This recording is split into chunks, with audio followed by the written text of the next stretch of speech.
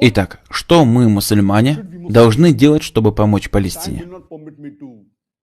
Время не позволит мне говорить слишком много, поэтому мы вкратце упомянем лишь несколько шагов.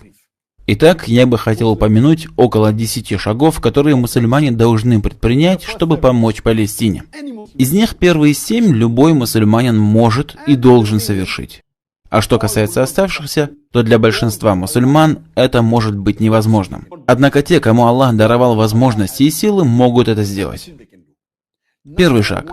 Самое малое, что может и должен сделать любой мусульманин, это обратиться с мольбой за палестинцев, за мечеть Аль-Акса.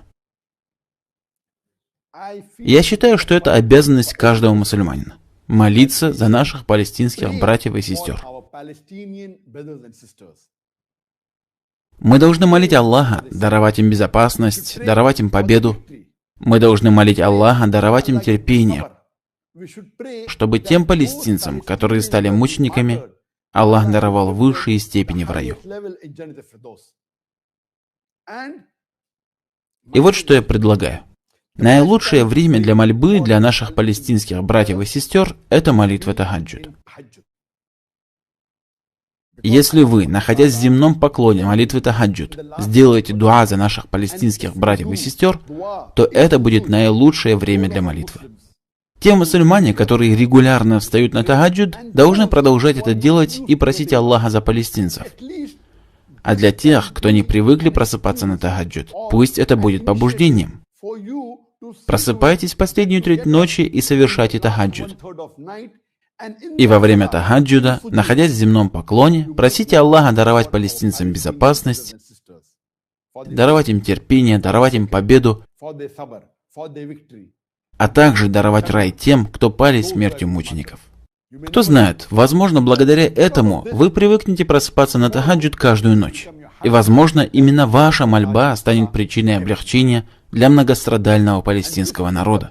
Последняя треть ночи – наилучшее время для дуа, когда Всевышний Аллах отвечает на мольбы верующих.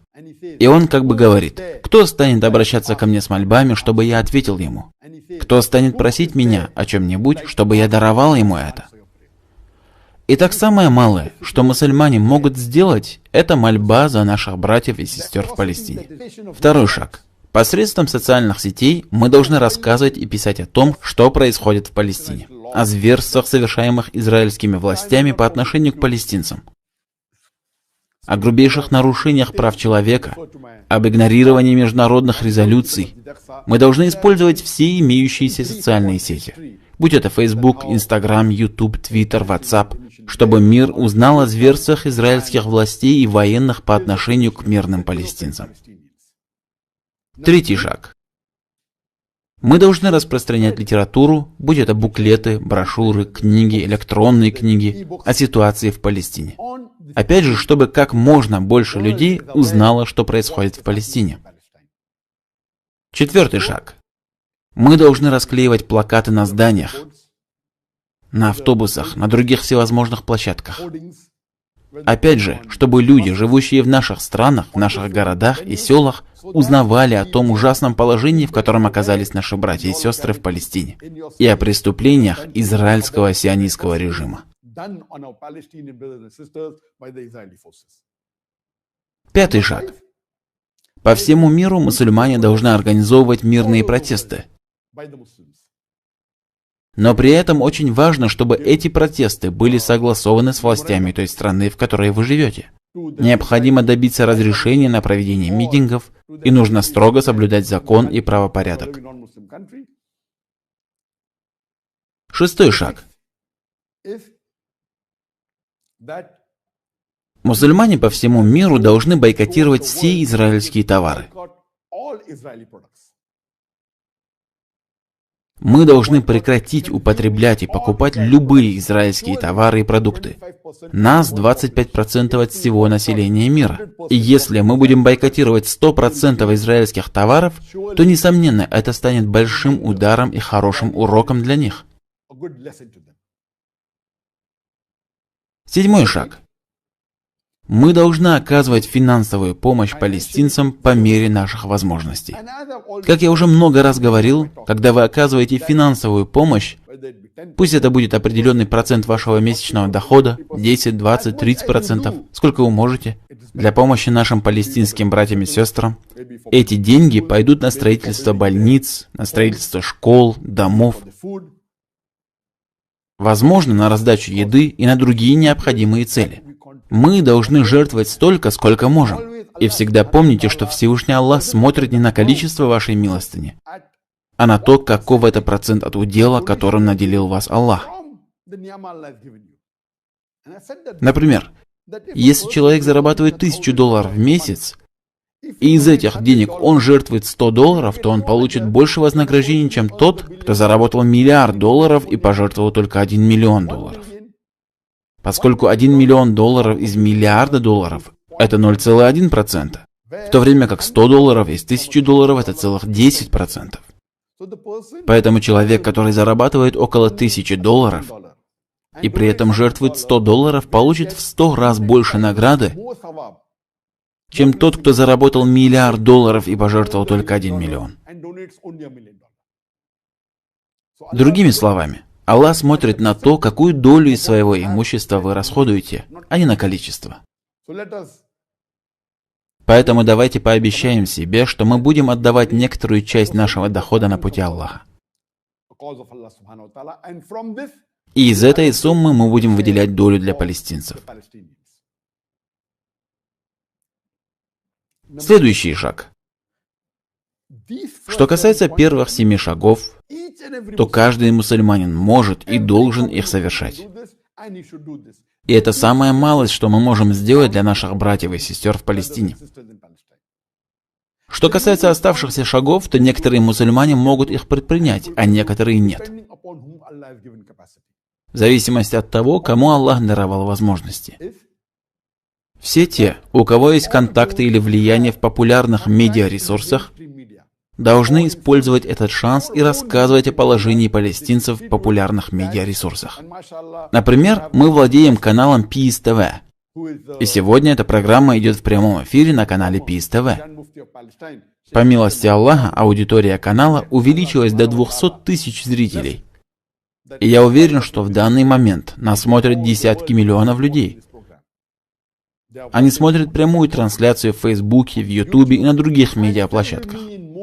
Таким образом, какую бы возможность Аллах не даровал вам, постарайтесь рассказать об этом на популярных медиаресурсах. Следующий шаг. Помимо всеобщего бойкота израильских товаров, мусульманские страны должны разорвать всякие дипломатические отношения с ними. И хвала Аллаху, большинство мусульманских стран уже разорвали дипломатические отношения с Израилем. К сожалению, некоторые мусульманские страны продолжают или только восстановили дип-отношения. Как можно пожимать руки с убийцами мирных палестинцев, женщин, детей и стариков? Ведь убийство невинного человека – это второй по тяжести грех в исламе, особенно если речь идет о мусульманине. Наш любимый пророк, саллаллаху алейхи вассалям, сказал, что жизнь одного верующего священнее, чем Кааба. Совсем недавно были убиты сотни мирных палестинцев. И что делает лидер некоторых исламских стран? Как можно держаться за руки с врагами? Это не просто мусульмане, это палестинские мусульмане, которые выполняют фардуль кифая от лица всей мусульманской уммы. Как они могут дружить с убийцами мусульман в Палестине? Мы должны разорвать всякие дипломатические отношения. И вдобавок, я бы хотел поздравить народ Кувейта. Недавно появились новости, что в кувейтском парламенте предложили закон, согласно которому любой, кто станет поддерживать Израиль, реальными делами или посредством соцсетей, сядет в тюрьму на 10 лет. Я молю Аллаха, свят он и велик, чтобы в скором времени этот закон был принят. И я бы попросил лидеров всех 57 стран с мусульманским большинством также принять подобные законы, чтобы все, кто поддерживает Израиль, физически или в соцсетях, сел в тюрьму. Пусть это станет законом. Я понимаю, что многие люди боятся подобных жестких мер. Ведь Израиль поддерживает ведущие супердержавы мира. Однако они забывают, что с нами Аллах. Всевышний Аллах поможет нам, ведь Он всегда вместе с верующими. Но, к большому сожалению, сегодня наше положение очень слабое.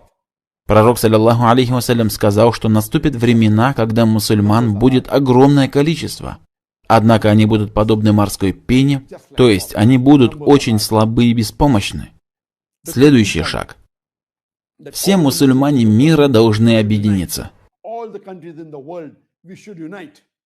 Ведь Всевышний Аллах сказал в благородном Коране в суре семейства Имрана в аяте 103: «Крепко держитесь за верь в Аллаха». Это Коран и хадисы. «Вместе и не разделяйтесь».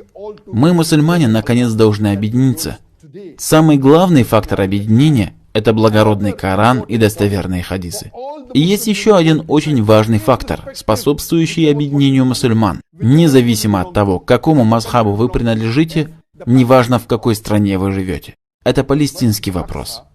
Потому что в Палестине находится мечеть Аль-Акса, которая дорога сердцу всех мусульман, живущих на земле. Будь они в Саудовской Аравии или в Малайзии, или в Индии или в Пакистане, или в Турции, где бы они ни жили. Мечеть Аль-Акса имеет огромную важность для каждого мусульманина. За 11 дней войны сотни мирных палестинцев были жестоко и беспощадно убиты. Целью бомбардировок были гражданские объекты, офисы зарубежных СМИ.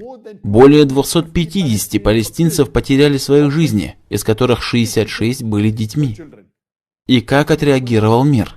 Да, были гневные протесты. Да, последовала реакция мирового сообщества.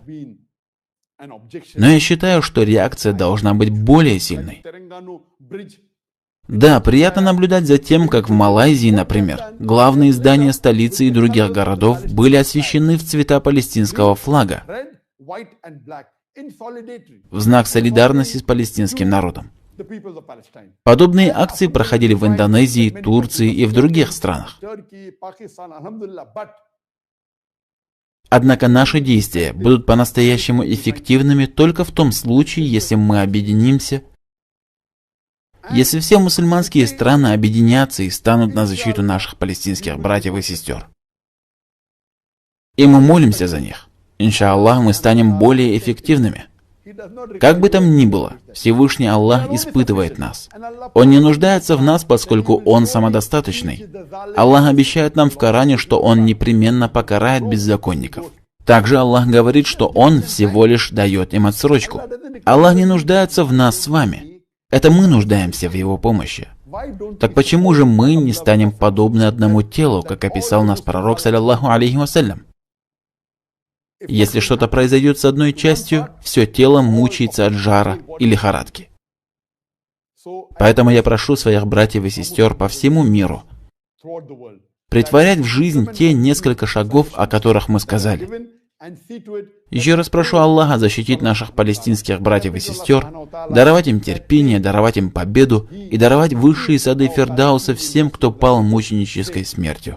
И я бы хотел от лица всей уммы поблагодарить всех палестинцев за то, что они выполняют фардуль кифая, защищая третью святыню ислама. Мы благодарим вас и просим Аллаха, чтобы Он вознаградил всех палестинцев садами Фирдауса.